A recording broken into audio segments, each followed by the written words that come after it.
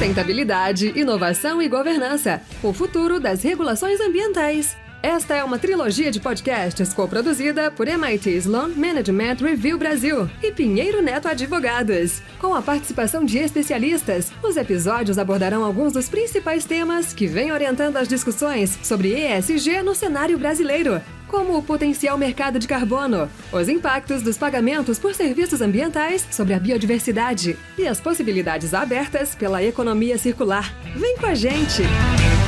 Olá, sejam muito bem-vindos e bem-vindas ao último e terceiro episódio da série Sustentabilidade, Inovação e Governança, o futuro das regulações ambientais, uma coprodução MIT Sloan Management Review Brasil e Pinheiro Neto Advogados. Eu sou Lara Silber, Head de Produtos Editoriais na Cura e editora do portal MIT Sloan Management Review Brasil e agradeço hoje a sua audiência. Neste podcast vamos falar sobre o crescimento da economia circular e o potencial da gestão de resíduos como fonte de geração de valor para empresas de diversos setores. Antes de apresentar os nossos convidados, vamos compartilhar alguns dados com vocês. A cada ano, cerca de 81,8 milhões de toneladas de resíduos são gerados no Brasil. Deste montante, apenas cerca de 4% são reciclados. Estamos falando de um mercado não aproveitado que somente no setor de eletrônicos poderia gerar cerca de 80 milhões de reais e 40 mil empregos por ano, segundo estimativas do Movimento Circular e da GNC. Para nos ajudar a explorar essas possibilidades, recebo aqui André Vivan de Souza, sócio da área ambiental do Pinheiro Neto Advogados, e Rafael Vinhas, gerente de novos negócios e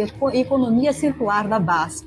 André e Rafael, sejam muito bem-vindos e obrigada pela presença aqui no nosso podcast. Rafael, muito bem-vindo. Obrigado, Lara. Prazer. Rafael, prazer.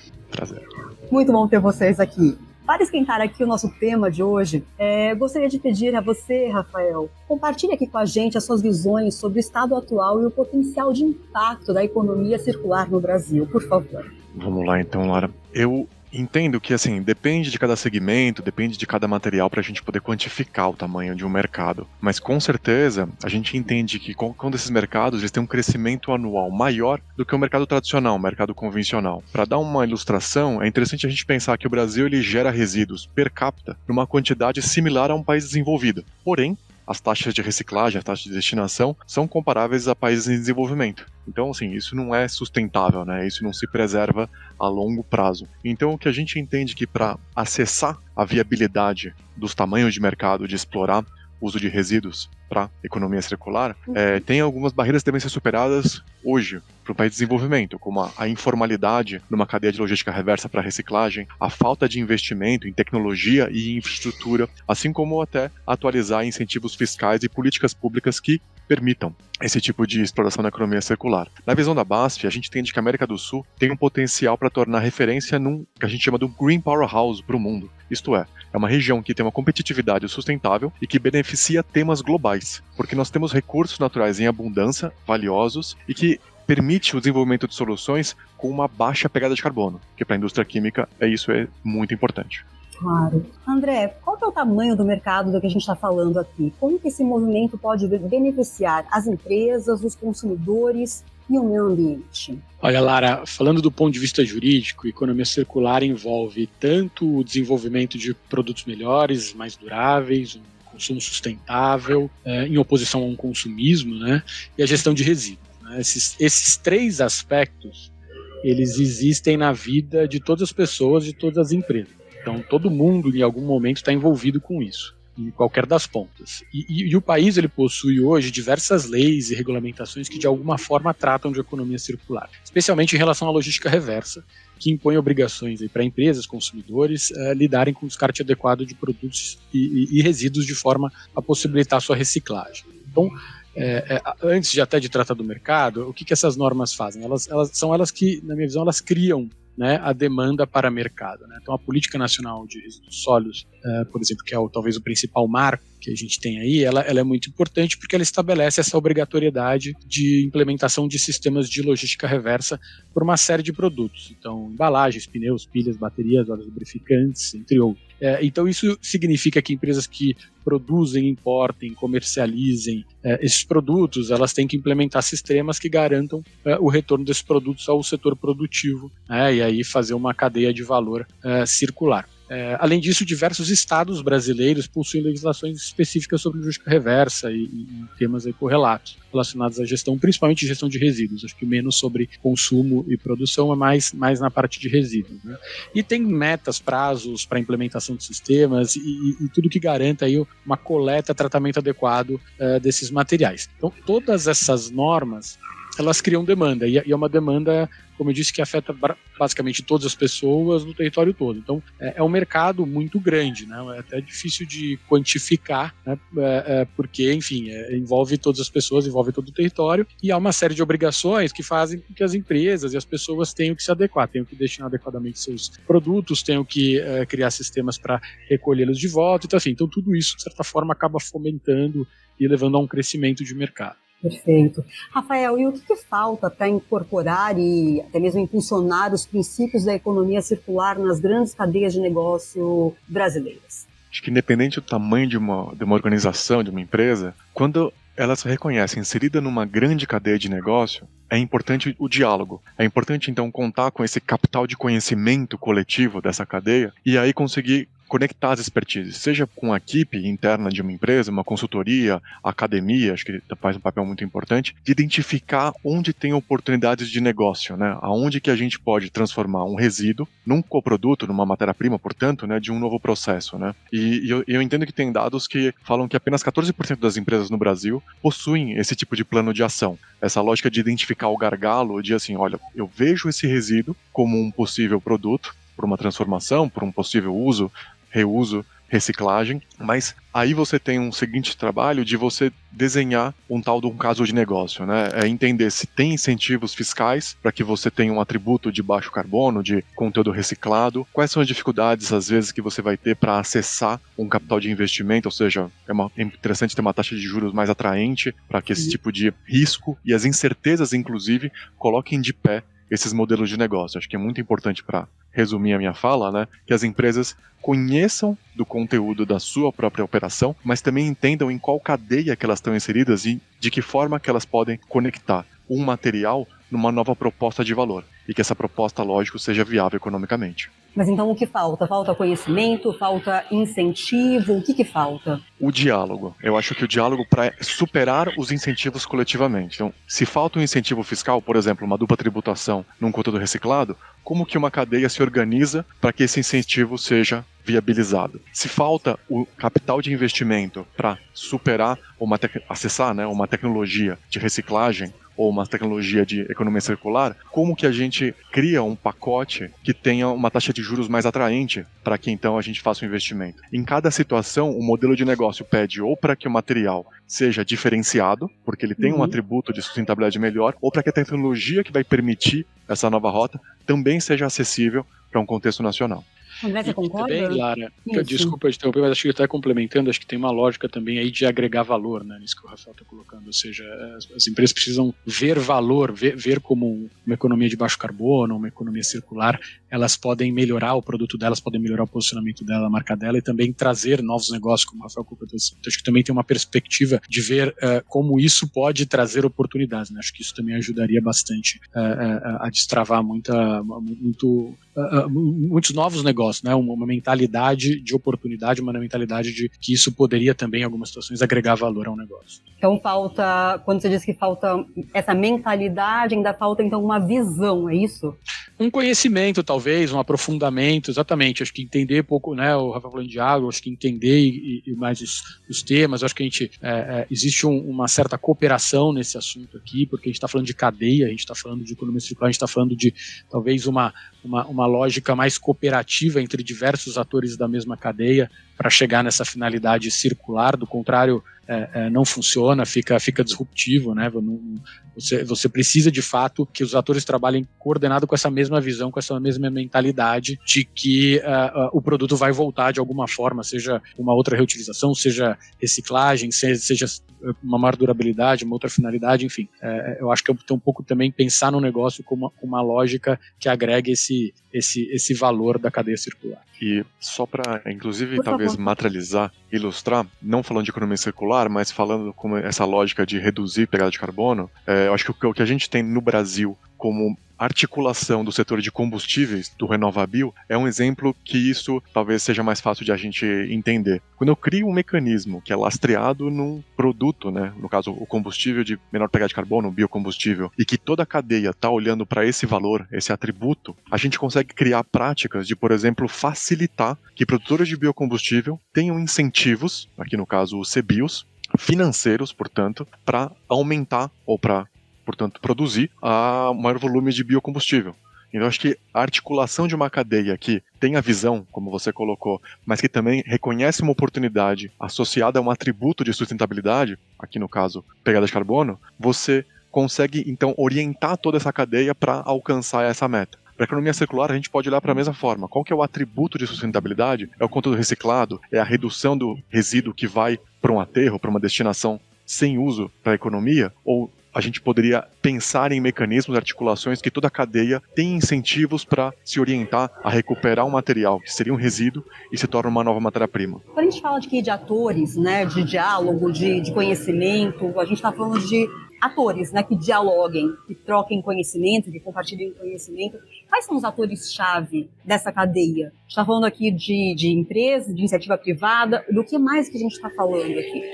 Quais são os atores-chave? Acho que é entender quem são, primeiro, talvez os grandes usuários de algum tipo de material. Vamos pegar, por exemplo, as embalagens em geral, embalagens de alimento, embalagens que vão para o consumidor final. Os grandes primeiros usuários são os próprios marcas, né, desses alimentos, desses produtos, né? Eles entendem quais são os volumes e, portanto, propõem um acordo dentro da PNRS para que tenham metas de recuperar os materiais que iriam para o aterro, depois do uso, depois de consumo dos seus produtos nas embalagens, e aí, portanto, você pode estabelecer melhores programas de logística reversa, melhores programas que esses materiais voltem para que, de alguma forma, eles sejam reciclados, sejam, portanto, reutilizados num novo ciclo produtivo, numa nova utilização. Esse tipo de cadeia descreve um pouco dos atores, os grandes marcas que têm o produto, portanto, envasado, os seus convertedores, né, como parceiros e todos os outros fornecedores que estão na cadeia dessas marcas, os consumidores, aqui apoiados muito pelo poder público, e depois o que eu vou chamar talvez de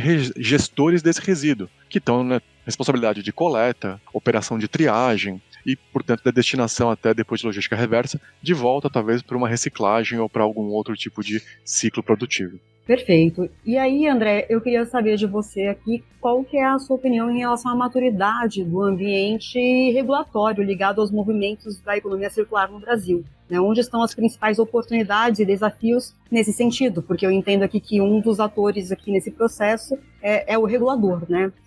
É a regulação. Justamente. Bom, em relação a fomento de economia circular, de forma mais ampla, que inclua várias coisas dentro, o ambiente regulatório ainda não está muito bem formado. Acho que, exemplificativamente, aí tem um projeto de lei hoje em tramitação no Congresso, até está tramitando com prioridade, que busca criar aí o que nós chamamos de uma moldura, né, que são, no juridiquês, normas programáticas para promover recursos para a gestão desse assunto, valorizar cadeias, serviços e produtos sustentáveis, incentivar o consumo mais sustentável, mas é uma norma que a gente chama de programática porque ela é aberta, ela é muito pouco prática, ela não tem um conteúdo normativo que diga faça isso ou não faça aquilo, né? Ela estabelece o que a gente chama de uma moldura para que novas normas e novas políticas públicas sejam desenvolvidas, para só então a gente ter um pouco mais de concreto que é uma iniciativa tanto governamental de economia circular, quanto uma iniciativa de orientação à atividade privada, né, do que o governo vê como a participação da atividade privada para a implementação de uma política de economia circular. Então, com esta terminologia de economia circular, ainda temos muito a fazer, a avançar e até discutir para ver se esse é o marco legal que precisamos ou não. Quando descemos mais especificamente para a parte de gestão de resíduos, logística reversa e reciclagem, que eu acho que talvez seja o principal ponto aqui hoje da circular, o ambiente jurídico já é bem mais amplo, bem consolidado. O que está em vigor hoje já é algo bastante substancial em diversos níveis aí, federal, estadual, municipal. O que acontece, talvez hoje seja até um inverso do que acontece com a economia circular. Eu entendo até que existem hoje excessivas alterações dessas normas em muito pouco tempo, criando até uma certa instabilidade, uma certa insegurança hoje, né? A lei principal do tema, que é a Política Nacional de Resíduos Sólidos, que o Rafael já mencionamos, ela é a mesma desde 2010. As políticas estaduais também são razoavelmente estáveis no nível legal, legislativo, mas quando a gente desce para decretos e outras normas, nos últimos 2 anos a gente passou por muitas alterações. Nós temos outros instrumentos que tratam do tema, como acordos setoriais, termos de compromisso, que estabelecem aí como esses sistemas de logística reversa funcionam, mas atualmente uma revisão muito grande de alterar metas, separar por materiais, separar por regiões, tornando o sistema um pouco complicado, eu diria. Não digo nem complexo, porque o tema é complexo por si só, ele não é simples, mas ele está se tornando talvez mais complicado, mais difícil de interpretar e mais difícil de cumprir. Então, são essas novas regulamentações que adicionam esses requisitos operacionais para sistemas de logística reversa, para a entidade gestora, criam obrigações de conteúdo reciclado mínimo em produtos e embalagens, que é algo que é um desafio para a indústria, não é todo mundo que vai conseguir implementar, estabelecem novos procedimentos operacionais, enfim. O marco, ele existe, ele é amplo, ele é abrangente, temos aí bastante coisa sobre o assunto, mas ele passa por um momento agora um pouco turbulento, né? Então, acho que o resumo é esse. Então, o que eu até, né, discutindo com pessoas aí que trabalham na área também, acho que até o que se discute é até uma certa revisão para ver se a gente não está tornando esse sistema pesado, oneroso e complicado demais. Talvez aproveitar que tantas normas estão sendo revistas, simplificar um pouco, trabalhar mais com metas, mais com resultados, menos com requisitos e operações, né, e até o poder público pensar um pouco, né, que ele também pode ser muito onerado com uma regulamentação muito pesada, né? Ele vai ter que fiscalizar todo mundo. Como a gente disse, todo mundo compra, produz e gera resíduo. Então, assim, isso é um ônus muito grande para o poder público em termos de fiscalização, colocar todo mundo dentro aí desse mesmo contexto, dentro desse mesmo ambiente, para fazer uma economia circular girar, tem muitas engrenagens aí para que isso seja efetivamente circular. Então,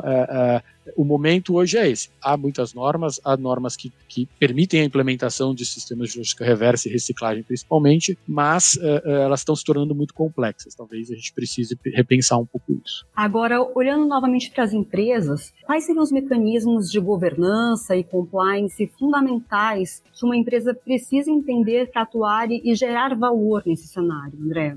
Bom, acho que até fazendo o gancho com o que o Rafa falou, né? A empresa precisa entender o setor que ela está e ver qual a posição que ela ocupa, né? Se ela é uma produtora de matéria-prima, um produtor de embalagem, um usuário da embalagem, enfim, onde ela está para entender o ambiente, ver em qual posição da cadeia ela se encontra para que ela possa exercer bem o papel que é esperado dela, tanto do ponto de vista de opinião pública, consumidores, quanto do ponto de vista jurídico. Então, esse é uma questão importante. A partir daí você consegue identificar, por exemplo, dentro de um sistema de logística reversa, qual norma você tem que cumprir, quais as metas que você tem que atender, qual o sistema que vale a pena você, né, aderir, a qual sistema essa empresa vai aderir para cumprir essas obrigações. E a governança, nesse aspecto, ela é muito importante. Eu tentaria sintetizar a governança aqui em 3 ambientes. Tá? Tem um ambiente interno, né, da empresa, que envolve a gestão desses recursos da cadeia produtiva, como eu disse, saber a posição que ela está, quem é o fornecedor dela, que tipo de material que ela usa, em qual sistema ela tem que se inserir, a gestão dos resíduos industriais, e se não for indústria, da operação em si, né, que devem ser gerenciados pelos profissionais envolvidos nisso, e de acordo com as políticas internas orientadas aí para uma redução de impactos da empresa. Esse é um ambiente interno de governança, tem que funcionar. O segundo ambiente seria um ambiente comercial, digamos assim, governança. O que é isso? É o que ocorre com os produtos e materiais ou embalagens depois que a empresa colocar esses produtos no mercado. A empresa precisa ter essa visibilidade, rastreamento da vida desses produtos, um acompanhamento, as embalagens, quando elas já não estão mais no controle da empresa, né? Tanto a embalagem quanto os produtos e dos materiais com os quais a empresa lida. Então, a governança de uma determinada empresa, ela deve envolver o relacionamento com distribuidores, comércio, assistência técnica, para acompanhar, entender e tomar as medidas necessárias aí neste ciclo para esse assunto. Para fins de logística reversa, isso é muito importante, pois as empresas precisam compreender e gerir exatamente, né, o que ocorre com esses produtos e materiais ali da porta para fora. Quem está fazendo uso desse material, desse produto? Quanto tempo ele dura? Em quanto tempo ele é descartado? Ele tem valor econômico como sucata ou ninguém se interessa mais por ele, ele acaba se tornando um passivo? Quais são os locais em que eles são descartados? Né? Porque não necessariamente eles são descartados próximo aos pontos de consumo, dependendo da vida que eles têm. Enfim, tudo isso depende de um olhar para o mundo fora da empresa. Então, essa governança, né, para entender isso é importante. E muito próximo a essa governança, e isso é muito típico da questão de economia circular, é ainda um ambiente de governança setorial. Quando falamos de economia circular, e principalmente logística reversa, é difícil gerir o tema de forma individualizada. Ou seja, eu cuido internamente, eu cuido da vida dos meus produtos, mas assim, os resíduos eles se misturam, os produtos eles, né, ninguém consome uma marca só, todo mundo consome várias marcas, todo mundo consome uma diversidade de produtos diferentes, então não há viabilidade para você rastrear seus próprios produtos e resíduos e adotar medidas que canalizem eles de volta para uma reutilização, para uma reciclagem de forma individual. O ambiente de governança ele é setorial, é um ambiente de cooperação entre os atores, porque eles têm sinergias e eles têm problemas em comum, né? Esse ambiente é um ambiente importantíssimo. A sua governança acaba envolvendo as associações de indústria e de setores, né? Enfim, as federações de comércio e indústria também. Muito as entidades gestoras que foram criadas também com essa finalidade, às vezes até pessoas jurídicas, associações ou não, que congregam aí empresas do mesmo setor para fazer a governança desse tema, né? E aí, como eu disse, num esforço de cooperação, muitas vezes entre concorrentes, o que para essa finalidade não é um problema. E esse ambiente que eu, né, chamei aqui de ambiente setorial, ele, em algumas situações, como nas embalagens, eles ainda envolvem projetos sociais, envolvem até outras associações que fazem uma interlocução com cooperativas de catadores ou projetos sociais que envolvem essa revalorização de resíduos, a catadores de material reciclável, prefeituras, programas públicos de coleta e até concessionários de resíduos urbanos. Então, é uma constelação bem complexa, mas ao mesmo tempo ela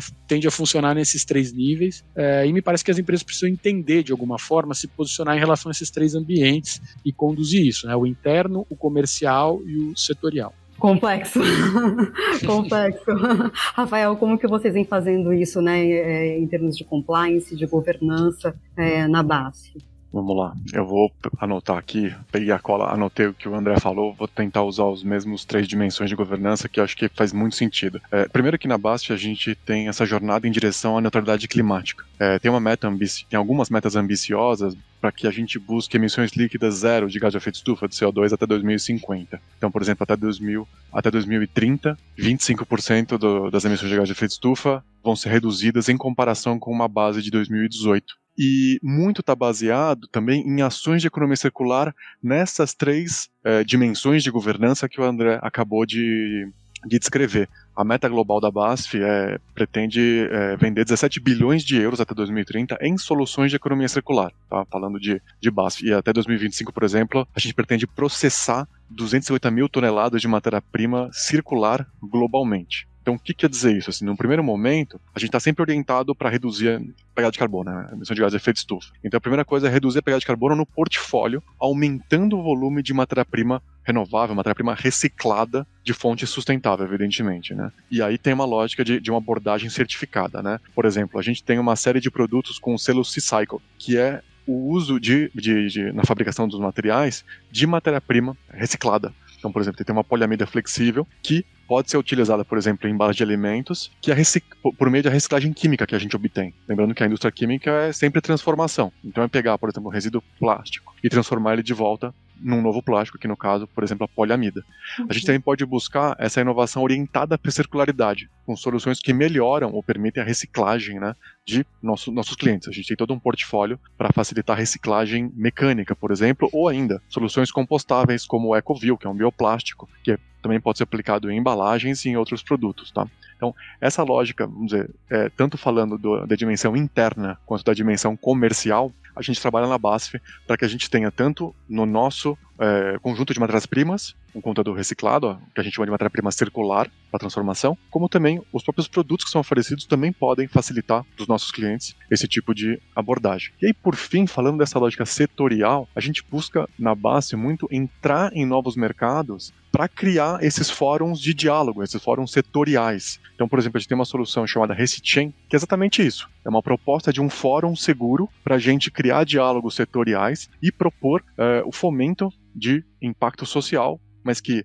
reduza ou que recupere, né, mais materiais para a circularidade e que a gente possa, então, estabelecer ali o investimento de novas tecnologias para resultados melhores para esses programas estruturantes de sistema de logística reversa, seja para reciclagem mecânica, reciclagem química, mas no fim, seja reuso, reciclagem dos materiais para eles voltarem a ter algum valor para a economia. Eu acho que isso já responde, pelo menos em parte, a pergunta que eu ia te fazer agora, que era sobre como que a BASF, né, vem se estruturando para conectar a sua operação aos movimentos da economia circular, né? Eu acho que está conectado, né? E aonde que estão as melhores oportunidades nesse sentido? Então, Rafael, acho que isso a gente podia se aprofundar um pouquinho mais sobre onde vocês estão identificando as melhores oportunidades. Acho que no primeiro momento a gente entendeu que está pronto. Então, assim, primeiro, a BASF já tem o uso no seu portfólio de matéria-prima circular, que é todo esse portfólio C-Cycled. Então, já existe uma garantia certificada de que, por exemplo, a poliamida, seja para uso de materiais de performance, né, estruturantes ou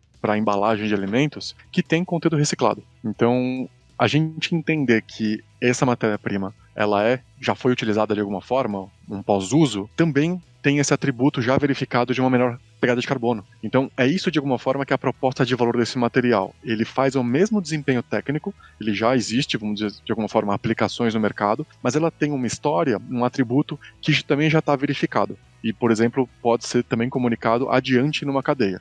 Eu brinco que a BASF sempre é escopo 3 de qualquer empresa. A gente nunca tem produtos de bem de consumo final. Então, qualquer empresa que acaba adquirindo uma matéria da BASF, um material da BASF, depois utiliza isso para acessar um mercado consumidor. Essa é a primeira, talvez, oportunidade que eu vejo, né? A gente já tem um portfólio pronto, é muito mais a questão de como é que a gente comunica isso e diferencia esse tipo de solução para um mercado depois consumidor final. A partir disso, a gente começa a entender novas aplicações de talvez produtos, de talvez soluções que a gente possa desenvolver junto. Quando eu falei da questão de biocombustíveis, a BASF tem um portfólio também específico para biocombustíveis, soluções diferentes, e também pode auxiliar o aumento da produção dessa cadeia. Bioplásticos ou soluções que tanto podem ir para embalagens como podem ir para outras aplicações, também podem ser desenvolvidas. Então, é entender que tem materiais que talvez ainda não tenham aplicações desenvolvidas, e aí podemos pensar junto com clientes, por exemplo, como que a gente desenvolve isso, e até olhando para as 3 dimensões, como o André sugeriu,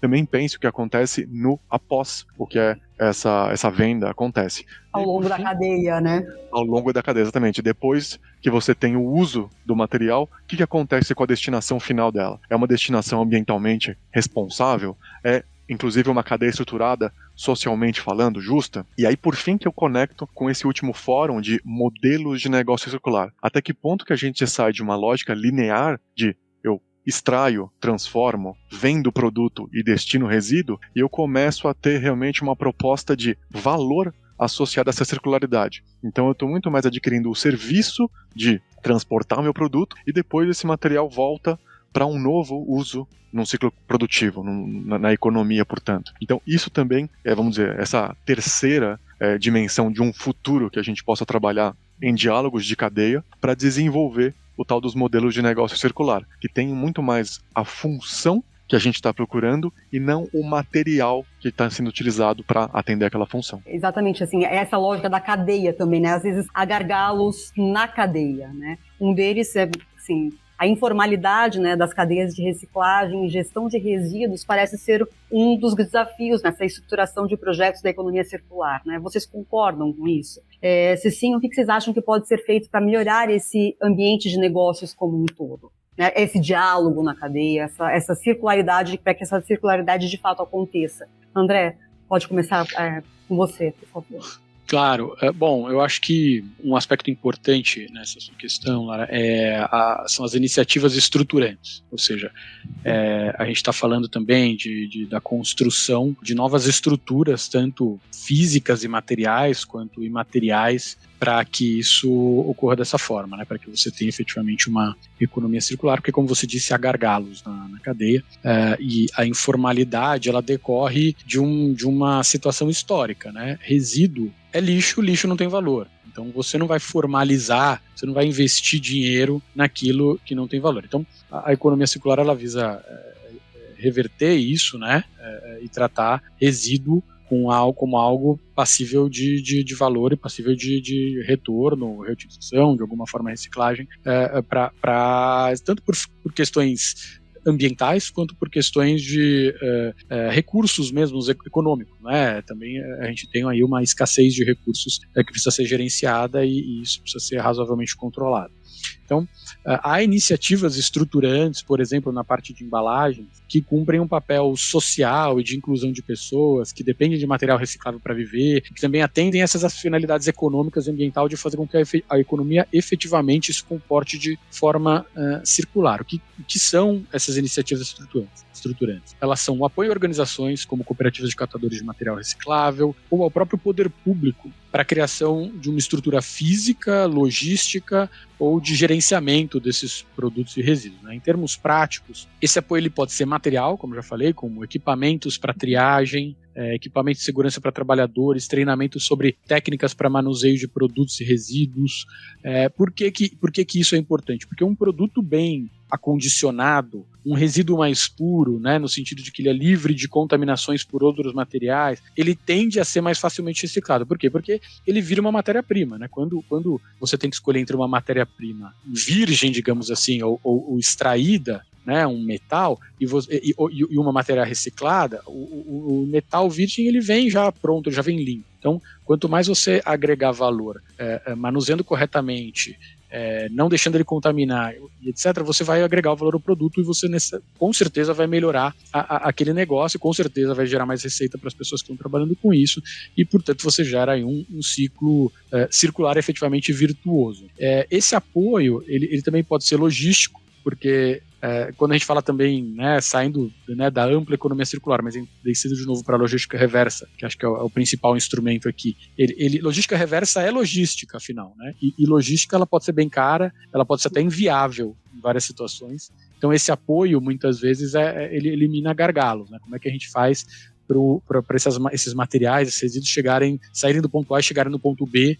Então esse apoio ele pode ser também nesse sentido. E como eu já havia adiantado, o apoio ele, às vezes ele é imaterial, nessa linha de que você tratou da informalidade ou da formalidade, né? O grau de informalidade de certas atividades relacionadas a esse assunto, ele acaba prejudicando os objetivos de aumento aí, do incremento da reciclagem, do fomento dessa cadeia circular. Então um apoio na constituição de pessoas jurídicas, contratação de sistemas de emissão de notas fiscais, formalização de contratos comerciais, ele não pode ser subestimada a importância que isso tem para certas organizações de pessoas, né? Cooperativas de catadores principalmente, ou associações, elas muitas vezes não têm isso, então não tem contrato, não consegue formalizar a venda, não consegue quantificar. Então essa estruturação que eu chamei aqui de material, ela é super importante, porque ela é a melhoria do gerenciamento, ela é a melhoria de processo, ela é a melhoria de processos envolvendo as pessoas, torna a operação mais segura, então melhora muito a eficiência do sistema e do valor que a economia circular gera. Se você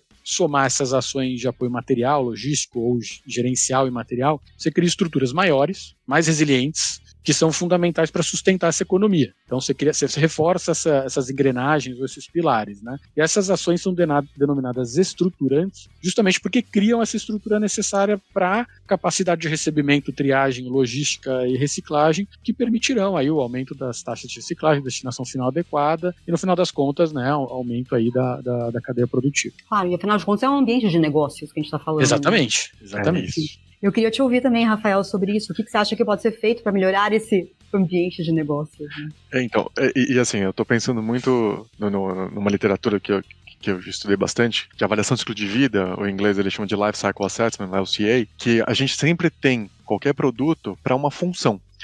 Como o André acho que descreveu, a gente tem uma embalagem para acondicionar um certo produto. Depois que ele performou essa função, ele é resíduo, ele não tem mais uma utilidade. Então o que a gente está tentando estruturar, para pegar um pouco essa lógica, é a cadeia que não fecha ainda o loop, que não fecha o ciclo ainda, e que hoje ele é informal. Então, a informalidade nessa cadeia de reciclagem, ou nas cadeias de reciclagem para gestão de resíduo, eles são exatamente esse desafio que a gente tem que superar, porque a gente está muitos anos já com uma economia linear, com negócios bem estabelecidos, com, querendo ou não, já uma governança que gera confiança entre os atores do mercado, e agora a gente tem novos atores do pós-uso desses materiais que eles estão trabalhando para garantir a homogeneidade que esse material precisa ter para retornar num ciclo produtivo. Então, as ações, seja na coleta, na triagem, mas que formalizam essas empresas, o apoio técnico e financeiro, a capacitação e o treinamento, eles são essenciais para que a gente implemente esses sistemas de governança para garantir confiança entre os atores, para que a padronização dos dados seja tão eficiente para os negócios do pós-uso quanto da cadeia de custódia de transformação, de fornecimento. Tá? Então, eu vejo muito que a tecnologia é um pouco uma aliada para melhorar esses sistemas. Né?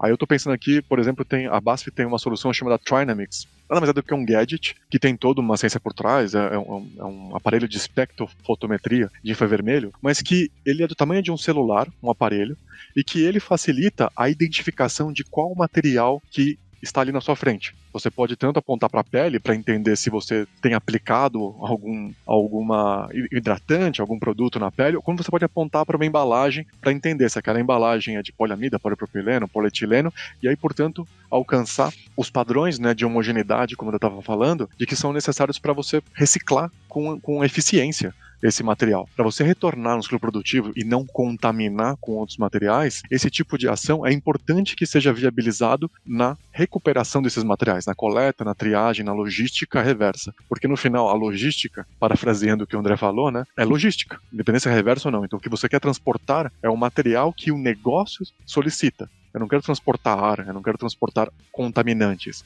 Então garantir essa homogeneidade e, portanto, a eficiência da logística também depende muito de que as etapas de coleta e de triagem tenham capacidades, tenham estruturas suficientes para garantir a confiança. Então eu entendo que, por exemplo, nesses fóruns como em Recichain ou em programas como, por exemplo, de cooperativas que eles estão associados a estruturantes de entidades gestoras, a busca pode ser nesse sentido, de incluir nessas cadeias circulares, esses atores. Aqui no caso, esses aparelhos Trinamics, a gente fez uma doação para uma cooperativa Viva Bem no ano passado. E aí já tem uma certa vantagem competitiva que promove os ganhos, porque eles melhor separam os materiais que ali são triados, né? Então isso é um aproveitamento que, lógico, são técnicas que começam pequeno, mas depois oferecem a escalabilidade que a gente aqui estava comentando. Eu trouxe um aspecto muito interessante, porque outro gargalo aqui, né, que a gente também identifica para que esse ambiente de negócios, né, se realmente deixe de ser,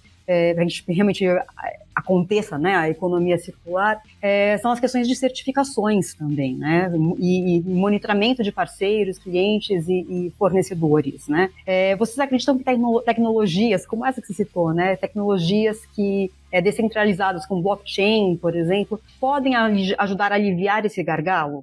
O quanto vocês acham que estamos próximos de ver isso acontecer e acontecer em grande escala? Certificações, ajudar esse monitoramento para que isso de fato aconteça e a gente consiga evoluir na economia de fato circular. Olha, a gente acredita muito no potencial especificamente do blockchain por isso, porque ele permite essa descentralização e, portanto, a distribuição de dados ao longo de uma cadeia por diferentes atores. Então é exatamente isso aí que a gente entende que uma tecnologia pode facilitar. Não preciso entrar nos meandros, eu sempre brinco com o André que eu não sou especialista em blockchain, não tenho essa competência, mas que esse tipo de tecnologia facilita que o mesmo dado seja de confiança e seja distribuído ao longo da cadeia, para que, inclusive, ao longo da cadeia, vão sendo complementadas as informações sobre, por exemplo, os materiais recuperados. Ou certificações, né, monitoramento, né, esse é um gargalo. Né? Exatamente, porque assim, pensando em Recichain, né, a gente, para ter a matéria-prima circular, como a gente está falando, é importante que o material seja de uma origem responsável. Então, portanto, que é uma certificação, um checklist, né, de critérios que eu vou avaliar, sejam sempre respeitados.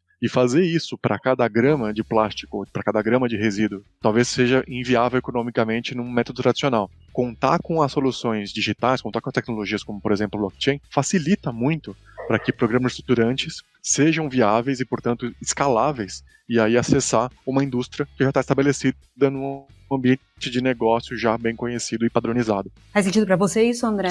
Sim, é o que eu ia comentar agora. Eu acho que é ainda na lógica de agregar valor, né? Isso agrega valor. Um resíduo rastreável, ele agrega valor para quem está na cadeia, porque você consegue fazer esse controle. Não, eu tenho obrigações, por exemplo, a cumprir, eu tenho metas a bater, então eu tenho interesse, né, nesse retorno, eu tenho interesse em viabilizar essa cadeia, e à medida que você cria a tecnologia como blockchain que permite você fazer esse rastreamento e viabilizar esse controle, você está agregando valor na cadeia, você tá melhorando o negócio, você está agregando valor àquele material, seja como resíduo, seja como insumo para uma nova atividade. Então, isso é muito importante. Tem um exemplo até anterior a esse, que eu acho que às vezes a gente esquece, mas assim, a nota fiscal eletrônica, por exemplo, ela é fundamental, né? O controle, né? Agora a blockchain tende a substituir isso, mas o que permitiu os controles atuais foi a nota fiscal eletrônica. Se as notas fiscais voltassem a ser emitidas de forma anual, esse controle de movimentação de resíduos e materiais ele seria muito mais difícil. Então acho que esse é um bom exemplo. E tem outras coisas, né, tem tecnologias sofisticadas aí, como o Rafa falou, as que a BASF detém, mas tem tecnologias também mais simples, às vezes alterações em rotulagem, mudança de materiais de etiquetagem, que são às vezes materiais novos, mas são coisas talvez até simples e já disponíveis, né?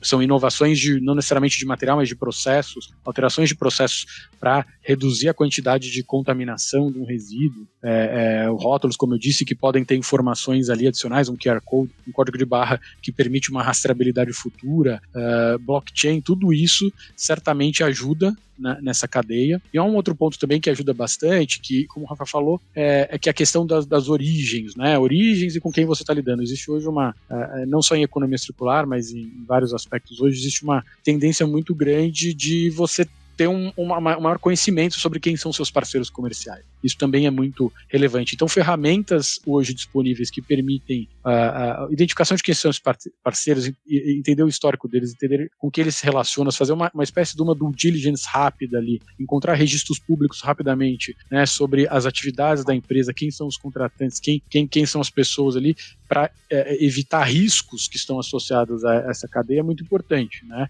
Então, você pode evitar muito problema, não só jurídico, mas também reputacional com ferramentas novas. Então, o desenvolvimento tecnológico e essas inovações, elas agregam muito numa economia circular, sem dúvida nenhuma, e viabilizam muita coisa que talvez no passado a gente não conseguisse viabilizar. Apenas um comentário muito breve, acho que para pegar o gancho do que o André levantou, acho que permitir essa interoperabilidade é muito interessante, porque a gente vai ter uma diversidade de situações, de cenários. Pensando, por exemplo, no Brasil, pequenos, médios e grandes municípios geram resíduos de composição diferente. Então, como que a gente vai trabalhar programas estruturantes para esses tipos de diferentes dimensões? Então, a tecnologia deveria facilitar que a gente tenha isso. Assim como o exemplo que o André deu sobre a fiscal eletrônica. Independente do tamanho do negócio, independente do tamanho da empresa, todas elas conseguem acessar esse tipo de solução. Perfeito. A gente está quase chegando ao fim, mas a gente tem tempo para uma última pergunta. Eu gostaria que vocês compartilhassem as perspectivas de futuro para a economia circular no Brasil, né? No melhor cenário possível, aonde que a gente pode chegar e o que a gente precisa fazer para chegar lá. Rafael, você primeiro, por favor.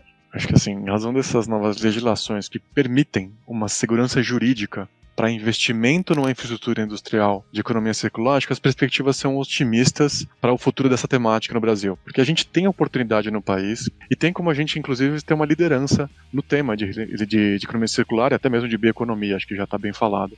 O importante é a gente permitir os modelos de negócio circular. Ou seja, né, como é que a gente lastreia atributos de sustentabilidade, de confiança por certificação, que permitam que a circularidade dos materiais também garanta, por exemplo, geração de emprego, ou seja, a inclusão de uma economia. E aí, para alcançar esse cenário, eu entendo que é essencial essa colaboração não só do setor privado, mas do setor público, do setor social como um todo, para que o investimento nessa infraestrutura, pesquisa e desenvolvimento permitam acessar essa economia circular, né? Lógico. Além dos esforços que a gente já conhece de educação e de conscientização da população no final do dia. É isso, eu acho que, acho que um concreto nesse que você colocou seria, por exemplo, o certificado de reciclagem, algo que já está previsto e poderia ser utilizado para fomentar ainda mais. Então, quem tem meta a cumprir não precisa ficar transitando com resíduo para lá e para cá, compra certificado numa lógica, né, de você ter documentos representativos daquele fluxo de resíduos para uma destinação adequada. Então isso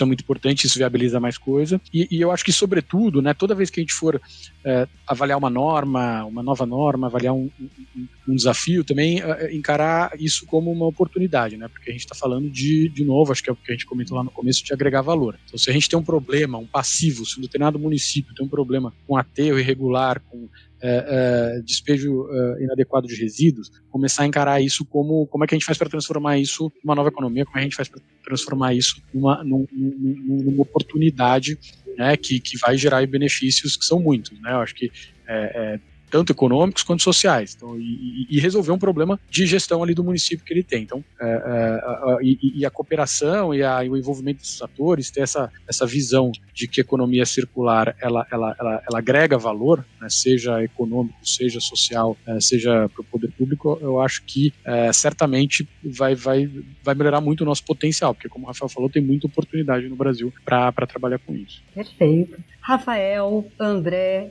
eu agradeço muito a presença de vocês, agradeço o bate-papo, agradeço por vocês compartilharem conhecimentos e insights aqui com a nossa audiência. E a gente chegou ao fim, ao terceiro episódio da nossa trilogia, da nossa série Sustentabilidade, Inovação e Governança, o futuro das regulações ambientais. Quem não assistiu ainda ao primeiro e ao segundo episódio também, a gente convida a nossa audiência para assistir, porque a série é espetacular. Então acompanhe a gente, muito obrigada pelo tempo, pela audiência de todos. Agradeço a vocês dois e quem nos acompanhou até aqui. E até a próxima. Abraço a todos.